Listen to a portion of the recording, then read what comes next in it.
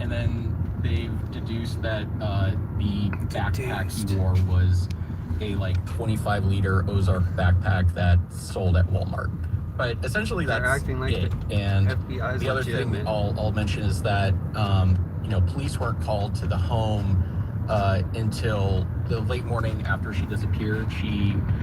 Nancy Guthrie was supposed to visit a friend's home to attend a virtual church service, and the friend notified family when she didn't show up, and then the family called police. And by that point, assuming that she disappeared around 2 a.m. when her pacemaker disconnected from the app, whoever abducted her had an hours-long head start from police. It feels like with the amount of resources dedicated to this, because of the profile this disappearance, kidnapping has,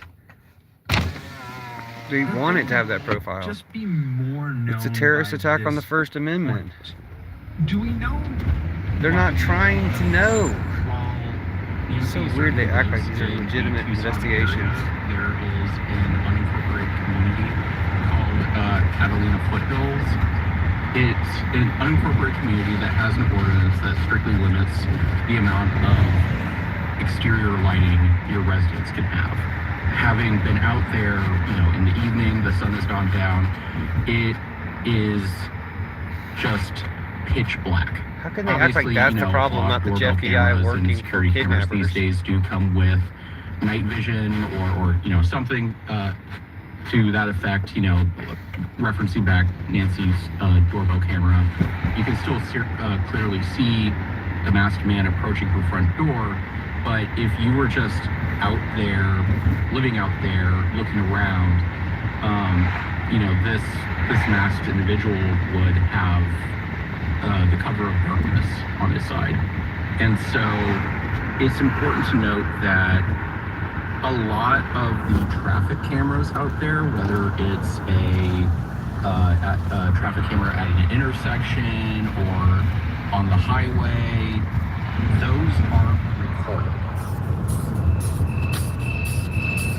It's weird because, like the problem whoever kidnapped Nancy Guthrie presumably did it because they thought, oh, maybe I'll get like a big payday out of this. No, to terrorize the press.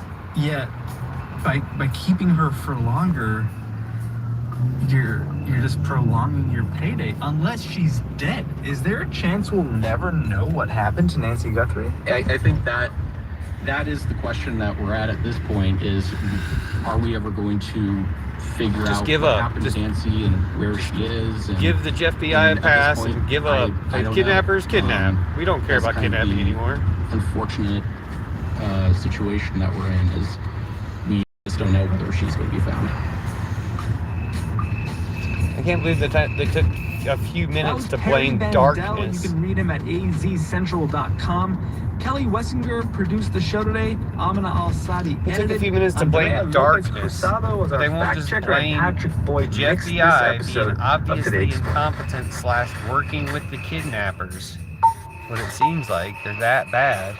And they do work with the ICE kidnappers, so why wouldn't they work with the kidnappers who successfully terrorize our journalists? They successfully terrorize and do a terrorist attack on the First Amendment, just like they did to Renee Nicole Good. And they did a terrorist attack on the Second Amendment to Alex Preddy.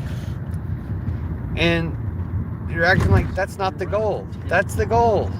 The goal is to terrorize the press for interviewing Epstein victims. By the thousands on their migration from breeding grounds in Canada and winter grounds in New Mexico and Arizona.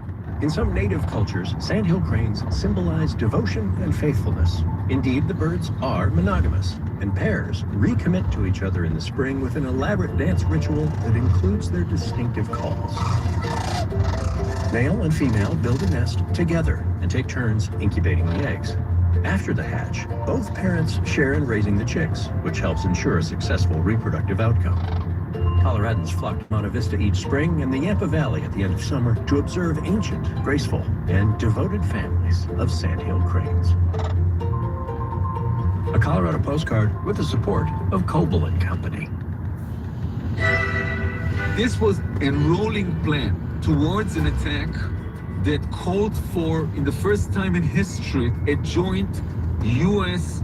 Israeli strike on Iran that would involve the Israeli intelligence and the almighty power of America together, something that Netanyahu always, this was his dream. I'm Natalie Kitroeff. How do you like it now that you got your tree? From the New York Times. We're living in The Daily is Netanyahu's supported nightmare. by Condor Airlines, offering nonstop service to Frankfurt, Germany from 8 U.S. gateways, with connections to European destinations like Venice, Barcelona, Budapest, and more. Learn more at condor.com. Condor Airlines, welcome aboard. For everything you need to know about the most important stories of the day, you're listening to The Daily from the New York Times, distributed by American Public Media. A look at the history of cyber attacks from Iran on the banking system. For American Public Media, this is Marketplace Tech. I'm Stephanie Hughes. What happened to the Daily? It's kind of broke into. Marketplace Tech is supported by Progressive Insurance, helping protect small businesses with a variety of coverages like general liability, workers' compensation, and commercial auto. More at progressivecommercial.com. It's about the history of Iranian cyber attacks. GEP. With GEP Key Agentic AI and GEP Smart Software, GEP is at the forefront in agentic procurement orchestration and autonomous supply chains. War crimes and As the war in the Middle East intensifies, one risk facing American banks is the possibility of cyber attacks by hackers linked to Iran. There is some historical precedent for this. From late 2011 to mid-2013, nearly 50 financial institutions in the U.S. were attacked repeatedly by a group of hackers aligned with the Iranian government. The attacks disabled bank websites and prevented customers from accessing their accounts. Rafe Pilling with the cybersecurity firm Sophos describes what those attacks look like.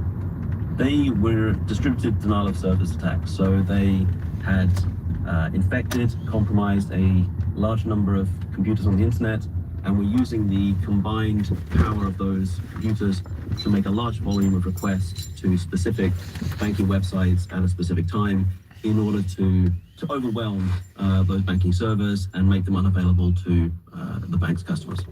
What happened? Were they overwhelmed? At the time, it was intermittent. They were able to muster a significant volume of traffic, certainly for the time. There was a degree of disruption for these financial services organizations. They were certainly very concerned about it, concerned about how it looked, how it was perceived by their customers, and